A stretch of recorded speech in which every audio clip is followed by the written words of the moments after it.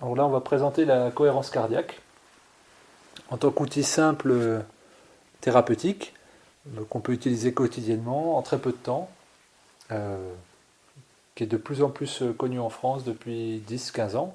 Alors elle a été importée en France par le médecin et chercheur en neurosciences cognitives David Servan-Schreiber, qui est assez connu, qui a été connu pour ses travaux sur le cancer, sur les guérisons naturelles du cancer, sur les causes somatiques du cancer.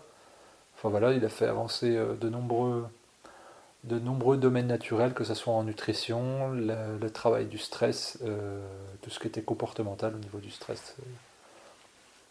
Dans les années 90 et puis début des années 2000. Donc c'est lui qui a importé la cohérence cardiaque des États-Unis, puisqu'il a beaucoup travaillé avec des chercheurs américains, avec l'Institut HeartMath notamment, qui travaille quasi essentiellement sur la cohérence cardiaque. Donc lui, il a défini la cohérence cardiaque comme une méthode simple et efficace qui vise à augmenter la variabilité des battements du cœur et de les faire entrer en cohérence. Donc tout ça, c'est très technique comme définition, mais de manière générale, la cohérence cardiaque est très technique dès l'instant qu'on s'y intéresse. Alors c'est pour ça que là, je vais utiliser différents termes qui peuvent paraître techniques, mais qui sont en même temps indispensables pour la comprendre, parce que ça travaille à la fois sur le système euh, neuronal, sur le système nerveux et sur le système endocrinien.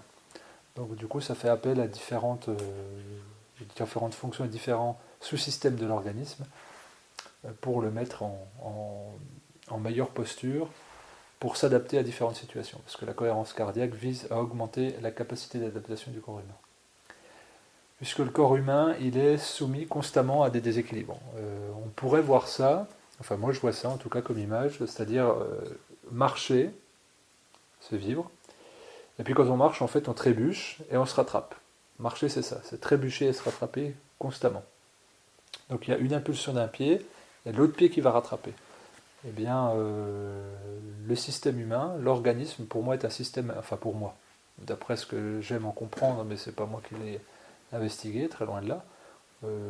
Beaucoup de chercheurs, voilà, sur tous les différents systèmes qui composent le corps humain, voient le système comme un potentiel adaptatif qui tente à chaque fois d'équilibrer les déséquilibres auxquels on est soumis en constance. Donc l'organisme entier avec ses sous-systèmes s'inscrit dans une dynamique qui est duale. Voilà, bah là je mettais chute puis réception avec la marche, mais ça peut être aussi inspire-expire, veille-éveil, ingestion-excrétion, mort et renouvellement cellulaire. On est tout le temps là-dedans pris entre différents processus. Moi celui que j'aime conserver c'est inspire-expire, puis au niveau du macrocosme, le jour et la nuit, dans le milieu dans lequel on évolue. Donc tout ça, c'est des processus qui sont opposés, mais derrière cette opposition, il y a surtout une notion de complémentarité qu'il faut entendre.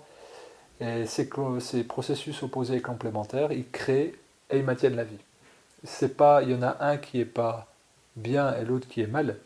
C'est-à-dire, on aurait tendance à dire, ben, le jour c'est mieux que la nuit, puis l'inspire c'est mieux que l'expire.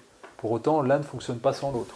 C'est le principe du yin et du yang, qui fait que en fait tout est équilibré et surtout quand on regarde le symbole du yin et du yang, tout est entièrement et intimement imbriqué. Mais ces processus d'équilibre et de déséquilibre, c'est aussi le cas au niveau externe, on va dire dans nos réactions au niveau de l'environnement proche. On doit constamment s'adapter. On doit s'adapter à notre environnement de différentes manières. Bah déjà, bon là aujourd'hui il pleut, bah, faut qu'on s'adapte. On s'adapte en restant à l'intérieur, mais on pourrait s'adapter aussi en produisant plus de chaleur au niveau de la thermogénèse du corps, en se couvrant plus.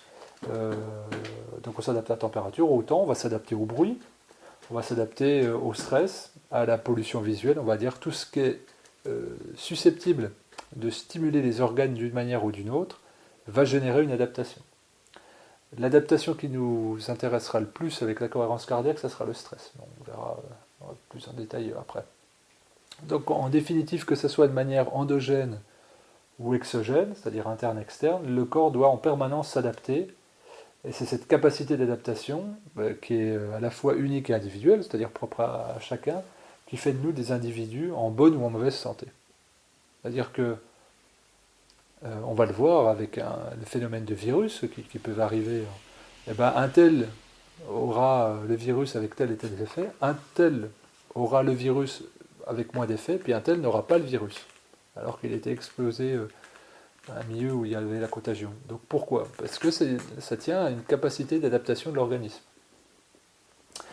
Donc lui, David Servan-Schreiber, puisque c'est de lui dont il est question, parce que c'est lui qui a amené la cohérence cardiaque en France, il est parti du postulat que toutes les maladies chroniques proviennent d'un déséquilibre. Bon, c'est pas le seul à avoir investigué ça, mais lui, il est parti de ce constat-là, en tant que chercheur et médecin, que les maladies sont toutes des tentatives du corps pour revenir à l'état d'équilibre. Ce qu'on avait vu quand on parlait de la conception de la maladie et du jeûne aussi, qui est une tentative de revenir à un état d'équilibre par la détoxination. Et que, en tant que tel, le jeûne n'était pas thérapeutique, mais c'était en fait le moyen d'endiguer la cause, puis surtout les processus de détoxination en cours de jeûne, et qui permettaient au corps de revenir à un état d'équilibre. Donc, Servan-Schreiber, il a beaucoup travaillé sur les maladies qui sont rattachées au système nerveux autonome, parce que quand on parle de cohérence cardiaque, on parle du système nerveux autonome essentiellement. Donc les maladies du système nerveux autonome, c'est essentiellement les maladies cardiovasculaires, puis celles qui vont être aussi liées au stress, l'insomnie, l'anxiété, les problèmes de peau, enfin tout ce qui est de l'ordre de la somatisation du stress, d'un stress trop important ou d'un stress mal géré, qui n'est plus dans une phase aiguë, mais qui est dans une phase chronique.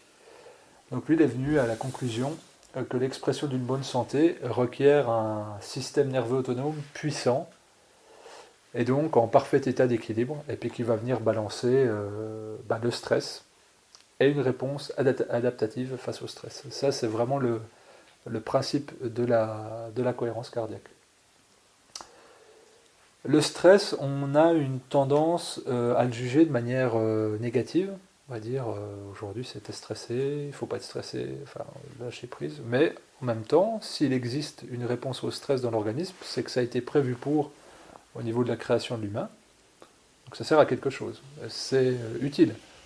On va dire, c'est comme la peur. On va dire, si on n'a pas peur, on traverse la route et on regarde pas ce qu'il y a, ou on marche sur un fil à 200 mètres d'altitude.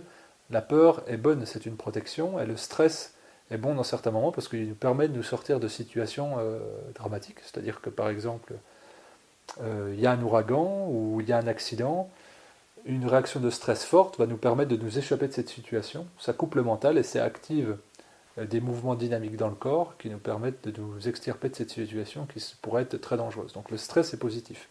Là où le stress est très négatif, c'est quand il devient chronique. L'être humain n'a pas été conçu pour être soumis à un stress chronique. Il a été conçu pour être soumis à des stress intenses, mais bref, c'est-à-dire je suis chassé par un animal, je dois éviter une chute de pierre, enfin des choses qui sont plus comme ça. On va dire pas, j'ai pris un crédit sur 20 ans, et puis pendant 20 ans je vais me gratter la tête, m'arracher les cheveux et me mettre la rate au courbouillon pour comprendre comment je vais gérer ça. C'est un stress qui est moderne, et puis surtout, c'est des stress qui deviennent multifactoriels, énormes, pesants, et puis qui deviennent complètement paralysants, parce qu'on arrive à des burn-out et des fatigues chroniques, et ça, c'est l'influence du stress. Donc on voit que c'est un mécanisme naturel d'adaptation face à une situation qui va générer un déséquilibre, le stress, et puis dans une tentative de l'équilibrer. Donc on a dit que si on ne pouvait pas parler de stress sans système nerveux autonome. Donc le système nerveux autonome, il comprend le système nerveux central et le système nerveux périphérique, sympathique et parasympathique. Et quand on dit sympathique, ça inclut aussi orthosympathique. Donc ces deux axes, orthosympathique et parasympathique, ils sont opposés et donc toujours pareil, complémentaires. Donc le système nerveux autonome orthosympathique, lui, ça va être, si vous voulez, la pédale d'accélérateur, par exemple. C'est donc la vigilance en cas de stress, le dynamisme qu'on va proposer pour s'extirper d'une situation et puis générer une réaction. Donc c'est lui qui va mobiliser l'énergie. Ça va être la fuite, ça va être une force herculéenne pour soulever quelque chose, pour extirper quelqu'un ou pour s'extirper nous-mêmes de quelque chose. Et puis à l'inverse, le système nerveux parasympathique, lui, va représenter la pédale de frein. Donc c'est lui qui va gérer des processus métaboliques internes comme la digestion, le repos, l'économie d'énergie. et qui va participer à la régénération de l'organisme. Celui qui travaille le plus pendant un jeûne, par exemple. Donc le système nerveux autonome et le système nerveux central, ils permettent aux informations de circuler. Le système nerveux autonome, il est la clé dans l'adaptation aux émotions. On a parlé du stress, mais ça peut être aussi la peur, la colère, l'angoisse, etc. Donc l'aisance avec laquelle un individu va pouvoir passer d'un état intense émotionnel, avec les exemples qu'on vient de citer, à un état de calme complet, ça va correspondre à la capacité de son système nerveux à revenir à l'équilibre. Donc c'est un potentiel. C'est pour ça qu'il y a des gens qui sont en état de stress et puis qui mettent des heures et des heures à revenir, voire même des jours et des semaines, et puis d'autres qui arrivent à se réancrer très facilement et à sortir d'une situation de stress et d'angoisse en revenant à un état très serein. Donc ça, c'est la capacité d'adaptation du système nerveux autonome. Donc lui, ce système-là, il peut bloquer ou activer des parties du cerveau selon les situations. Le système nerveux autonome, il est vraiment sur un axe, on rentre sur le détail du système nerveux, avec l'axe cérébral, mais il rentre en communication avec le cerveau pour inhiber ou activer des fonctions.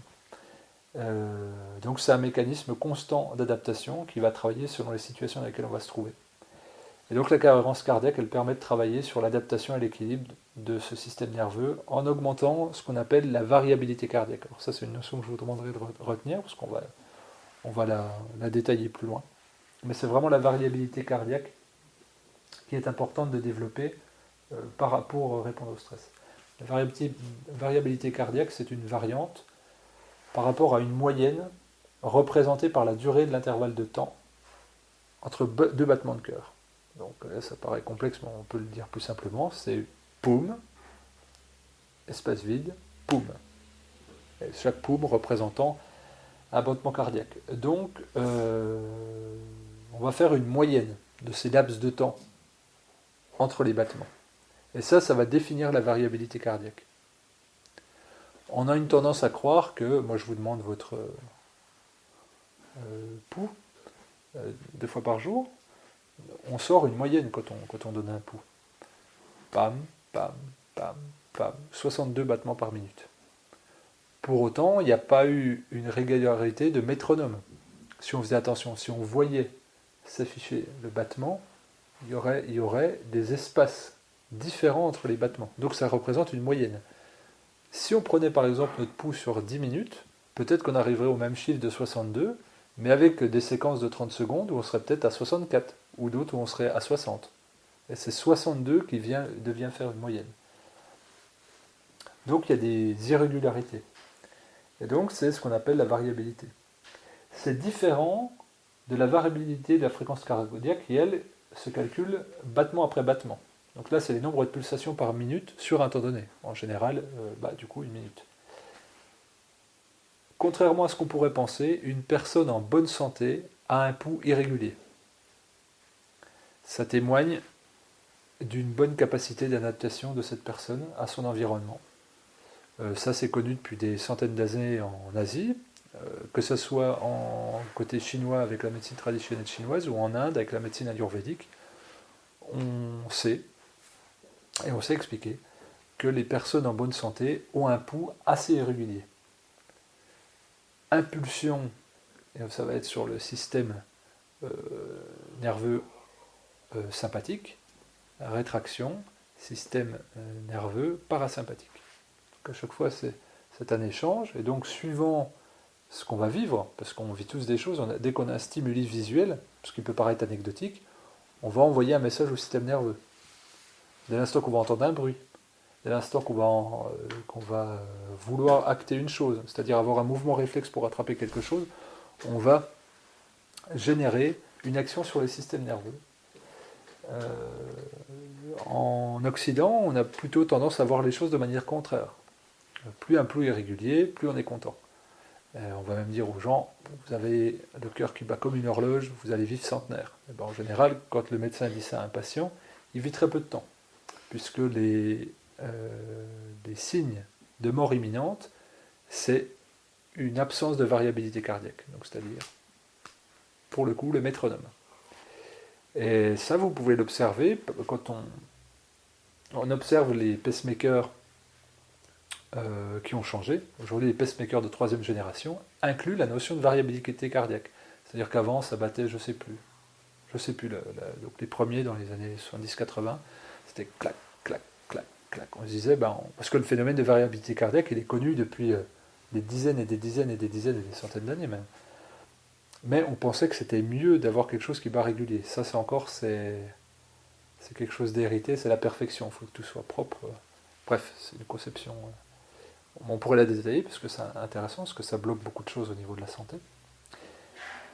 Et donc on s'était dit, les pacemakers, on va faire encore mieux que le cœur. Parce que le cœur, il bat de manière irrégulière, nous on va faire battre nos pacemakers de manière régulière. Sauf qu'on s'est rendu compte que ce n'était pas bénéfique à la santé, à travers les études sur la variabilité cardiaque et la cohérence cardiaque. Et donc, maintenant, il y a un algorithme qui fait des mouvements aléatoires dans les pacemakers, où ça fait tac, tac, tac, tac, tac, tac, tac, tac, tac, tac, voilà. Où ça, il y a une certaine... Là, je schématise et c'est très grossier, mais c'est pour que vous compreniez que ça ne bat plus au même rythme. Donc ça, on l'a inclus aussi dans les pacemakers. Donc l'arythmie, ce n'est pas un problème en soi. C'est un problème en soi quand elle devient chronique et non maîtrisable. Non maîtrisable par des exercices d'antimétrise qui visent à faire bouger la variabilité cardiaque. Mais en soi, l'arythmie, ce n'est pas un problème. Alors c'est pourquoi les chercheurs en cohérence cardiaque, notamment de l'autre côté de l'Atlantique, aboutissent à la conclusion qu'une variabilité cardiaque régulière et naturelle n'est absolument pas un bon signe de bonne santé, qu'à l'inverse, elle est plutôt un signe de mort, comme je disais, parce qu'il n'y a plus de capacité d'adaptation. La variabilité cardiaque, elle est différente pour chaque individu et différente selon le contexte de vie, parce qu'on a vu qu'il y avait un contexte exogène et puis un contexte endogène. Donc évidemment, chaque organisme et chaque milieu de vie étant différent, on va se trouver avec des variabilités cardiaques différentes. Alors les conditions qui diminuent l'amplitude de la variabilité cardiaque, elles sont nombreuses. Je vais parler du stress, donc c'est tout ce qui est l'état de stress, l'état d'anxiété, l'état de dépression, la pollution agro-industrielle, les drogues, le vieillissement, le stress en regardant des émissions de télé inadaptées, tout ce qui peut nuire à l'organisme. A l'inverse, ce qui augmente la variabilité cardiaque, tout simplement ça va être l'exercice. On va faire battre le cœur de manière irrégulière, tout ce qui va être activité épanouissante, l'art, les activités artistiques, l'épanouissement à travers l'art, le repos évidemment, puis tout ce qui est relaxation, méditation, exercice d'entrée-maîtrise, pleine conscience, puis tout ce qui va être humour, pensée positive, partage, relations sociales saines, voilà. Et donc, la cohérence cardiaque. En premier lieu, la cohérence cardiaque. Donc l'amplitude de la variabilité cardiaque, elle va diminuer car le système parasympathique perd en dynamisme ou alors il est sursollicité. C'est ça. Donc c'est une perte de potentiel qui mène à la diminution de la variabilité cardiaque. Alors quels sont les effets de la cohérence cardiaque? Parce que c'est ça dont il est vraiment question. Alors que dès qu'on fait un exercice de cohérence cardiaque, on va avoir une augmentation de l'amplitude de la variabilité cardiaque, évidemment. Ça se constate sur des courbes quand on fait avec des appareils de mesure. Une réduction rapide de la fréquence cardiaque et de la pression artérielle. Donc sachant que l'hypertension, c'est quand même quelque chose qui a influé aujourd'hui. Et puis ça va se manifester par une détente profonde, subconsciente, qui va jusqu'au bâillement. Et puis un meilleur ancrage. On va se sentir ancré après avoir fait un exercice de cohérence cardiaque. À moyen terme, c'est-à-dire avec une pratique quotidienne. Donc avec un exercice qui s'appelle l'exercice 3-6-5, qui est aujourd'hui assez connu, c'est David O'Hare. Donc c'est la personne qui m'a formé en cohérence cardiaque. David O'Hare qui est un médecin, médecin, nutritionniste, il travaille sur le stress, je crois qu'il est psychothérapeute aussi. Il est canadien, il a exercé une trentaine d'années à Marseille. Et donc il a importé la cohérence cardiaque avec David Servan-Schreiber en France. Et donc il a fondé, il fait partie d'un institut à Paris qui donne des formations sur la cohérence cardiaque. C'est là-bas que j'ai été. Et donc lui, moi je l'avais connu à travers son livre La méthode 365. Alors c'est un moyen mémotechnique. Lui il dit 3 pour 3 fois par jour, 6 pour 6 respirations complètes par minute et 5 pendant 5 minutes. Donc en gros ça donne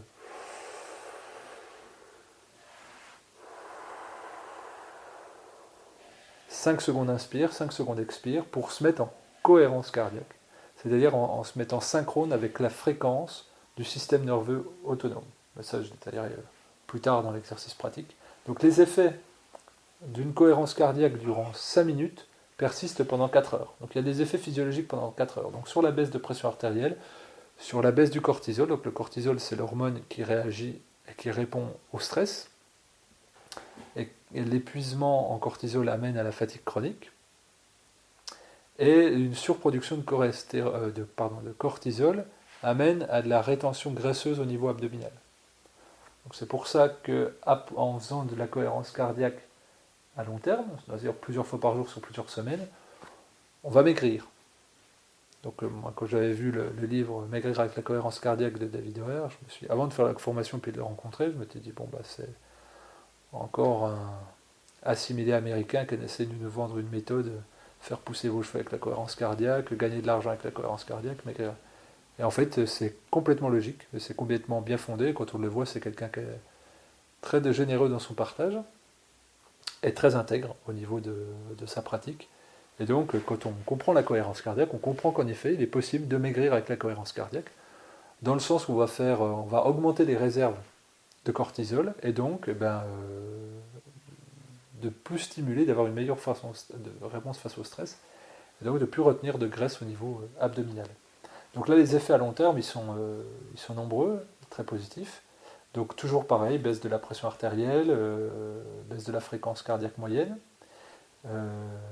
alors diminution de l'âge biologique, parce que on va dire la variabilité cardiaque de mémoire, elle diminue de 3% par an, augmentation de l'ocytocine, augmentation de la DHEA, ce qui est significatif, le rééquilibrage entre le rapport DHEA-cortisol, qui est important, évidemment une impression de calme et de sérénité, une plus grande capacité d'adaptation aux situations de stress, amélioration des relations qu'on dit interpersonnelles, meilleure perception de la réalité, clarté mentale, on va dire apaisement, enfin voilà, tout un tas de fonctions.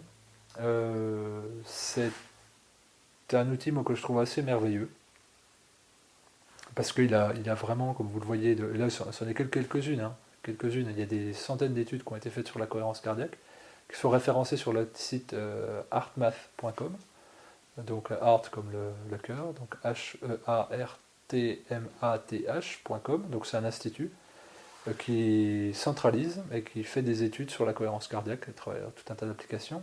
Aujourd'hui, il faut savoir que la cohérence cardiaque, c'est la recommandation numéro 1 au niveau médical pour la prévention sur les risques d'AVC. Tout ce qui est maladie cardiovasculaire, on met la cohérence cardiaque tout au-dessus. Donc c'est vraiment validé au niveau médical depuis un moment maintenant. C'est sans danger, tout le monde peut le faire, c'est gratuit, parce qu'il suffit juste en fait de savoir compter jusqu'à 5. Alors il y a tout un tas de logiciels qui permettent ça, des applications gratuites sur les smartphones, des vidéos en ligne gratuites. Voilà, c'est très simple, mais il y a des petits boîtiers, des bip bip. En fait, il suffit juste d'avoir une montre à aiguille. Voilà, ça peut être fait en toute occasion. Moi, ce que je conseille aux gens, c'est que vu que maintenant les smartphones fleurissent partout, c'est que tous les gens qui ont un smartphone installent l'application, puis dès que l'instant que les gens ont 5 minutes, plutôt que d'aller regarder ses mails sur Facebook ou autre, ou sur Twitter, c'est de lancer l'application. On attend dans une salle d'attente, on attend aux impôts, au pôle emploi, on est dans le bus, on est dans les transports en commun, on est sur un banc, bref, on a 5 minutes, et on fait de la cohérence cardiaque, et on sait qu'on a des effets physiologiques sur 4 heures. Alors évidemment, 5 minutes, c'est une moyenne, parce que David Hoer, dans sa méthode, lui dit, si on le fait 3 fois par jour, 3 fois 4 heures, ça fait 12 heures. Donc ça fait une demi-journée, c'est énorme, mais évidemment, plus on le fait souvent et plus on le fait longtemps, meilleurs sont les effets. Donc on peut le faire 30 minutes, 10 fois par jour, c'est pas un problème. Mais en tout cas, avec cet exercice-là, qui est facile à retenir, 365, c'est très, très probant. Pour les gens, par exemple, qui ont des insomnies, moi je recommande de le faire 4 fois par jour, une fois au lit avant de se coucher. Et donc ça aide, je ne vais pas citer ça dans les exemples, mais il y en a vraiment une multitude. Donc tout ce qui est insomnie, c'est vraiment très très positif. Donc voilà, je vous invite à vous renseigner plus sur cette technique très simple, très documentée. Quand on commence à chercher, on se rend compte que c'est très technique. Là, vous avez vu que la causerie que j'ai faite, elle est un peu technique, mais en même temps, on ne peut pas passer outre ce phénomène-là, dès l'instant qu'on commence à s'y intéresser. Donc le mieux, c'est de le tester. Faites faire le test en téléchargeant une application, en allant sur internet, écouter les interviews d'Avier Savant-Schreiber, puis après de faire des exercices pratiques qui durent 5 minutes, en regardant une sinusoïde, et puis surtout de se renseigner plus en détail sur cette technique que je trouve magnifique et surtout qui est gratuite et qui rend autonome.